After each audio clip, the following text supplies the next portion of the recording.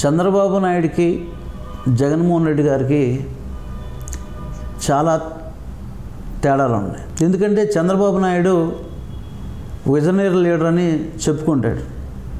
ఎప్పుడో డెవలప్మెంట్ చేస్తానంటాడు. ఇప్పుడు కాదు, నేను 2023 ఇది 2050లో చేస్తాను, 40లో చేస్తాను అట్లా చెప్తాడు. జగన్మోహన్ రెడ్డి గారు అలా కాదు. ఇన్స్టెంట్గా పేద ప్రజలకి ఏం అందించాలి మనం అని వాళ్ళకి రకరకాల పథకాల ద్వారా, నవరత్నాల ద్వారా, ఎన్నో పథకాల ద్వారా వాళ్ళకి లబ్ధి చేకూర్చడం జరుగుతుంది.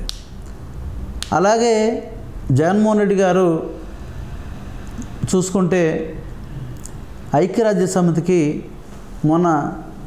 మన తెలుగు రాష్ట్రం ఆంధ్రప్రదేశ్ నుంచి పిల్లలు వెళ్ళటం జరిగింది.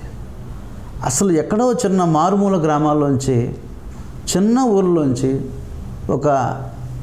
ఆ స్టేజ్కి ఐక్యరాజ్య సమితికి వెళ్ళి మన పిల్లలు అక్కడ ఒక మీటింగ్కి వెళ్ళటం అనేది చాలా ఎంతో గొప్ప విషయం.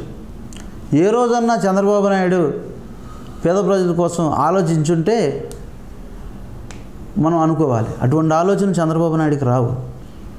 జగన్మోహన్ రెడ్డి గారే పేద ప్రజల కోసం ఆలోచిస్తున్నారు. వాళ్ళకి మంచి జరగాలని నిరంతరం ఆయన కృషి చేస్తున్నారు. కాబట్టి పిల్లలు ఐక్యరాజ్య సమితి మీటింగ్కి వెళ్ళే స్టేజ్కి వచ్చారంటే చిన్న విషయం కాదు. అది అందరూ కూడా, ప్రజలందరూ కూడా గుర్తు చేసుకోవాలి. చంద్రబాబు నాయుడు గారు ఆయన గవర్నమెంట్లో ఫారెన్ వెళ్ళేవాడు. ఒక టీం నేర్చుకొని వెళ్ళేవాడు. వెళ్ళేసి సింగపూరు అవన్నీ తిరిగి వచ్చేవాళ్ళు. చంద్రబాబు నాయుడు అక్కడికి వెళ్ళింది ఆయన బిజినెస్ను డెవలప్ చేసుకోవడానికి, ఆయన పెట్టుబడులని, అంటే రాష్ట్రం పెట్టుబడులు కాదు, ఆయన పెట్టుబడులు ఎలా ఉన్నాయో, డెవలప్మెంట్ ఎలా ఉందో చూసుకోవడం కోసము మాత్రమే ఆయన వెళ్ళి వచ్చేవాడు. జగన్మోహన్ రెడ్డి గారు అలా కాదు. ఆయన రాష్ట్రానికి పెట్టుబడులు ఎన్నో తీసుకొచ్చాడు.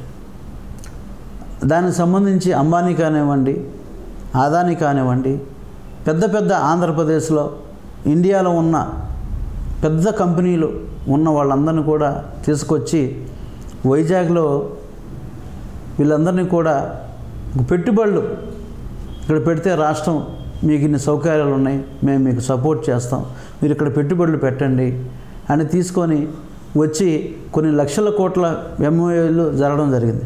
అవన్నీ కూడా కాలక్రమంలో నిదానంగా మన రాష్ట్రానికి ఎంతో డెవలప్మెంట్ కావడానికి ఉపయోగపడతాయి.